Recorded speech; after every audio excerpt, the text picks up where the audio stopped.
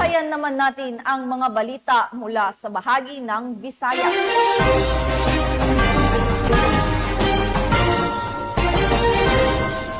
Himang prehas ang isang lalaki matapos makuha na ng mahigit kalahating milyong pisong halaga ng shabu.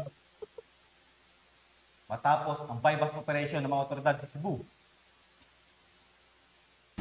Sa kulungan ang bagsak ng isang lalaking sospek matapos mahulihan ng 510k halaga ng shabu sa isinagawang buy-bust operation ng Cebu PNP sa Barangay Mohon, Sugod, Cebu. Kinilala ng Chief ng Provincial Intelligence Unit, Provincial Drug Enforcement Unit, Cebu Police Provincial Office ang sospek na si Ricardo, 39 anyos, at residente ng nabanggit na lugar. Ayon sa ulat ng pulisya, bandang alas 2 ng madaling araw na ikinasa ng pulisya ang buy-bust operation na nagresulta sa pag-aresto ng sospek at pagkasabat ng 11 plastic sachet na hinihinalang shabu na may timbang na 75 gramo na may standard drug price na 510,000 pesos, black belt bag at buy-bust money. Ang matagumpay na operasyon ay bunga ng pinagsanib puwersa ng Cebu Provincial Intelligence Unit, Provincial Drug Enforcement Unit at Sugod Municipal Police Station. Samantala, kasalukuyang nasa kustodiya ng Sugod Municipal Police Station ang suspect para sa dokumentasyon at tamang disposisyon na kung saan mahaharap ito sa kasong paglabag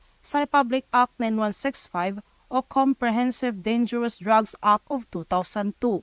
Ang kapulisan ng Cebu ay walang humpay at walang tigil sa mga operasyon laban sa illegal na droga upang masakote ang mga individual na nasa likod nito dahil sa bagong Pilipinas, gusto ng pulis, ligtas ka.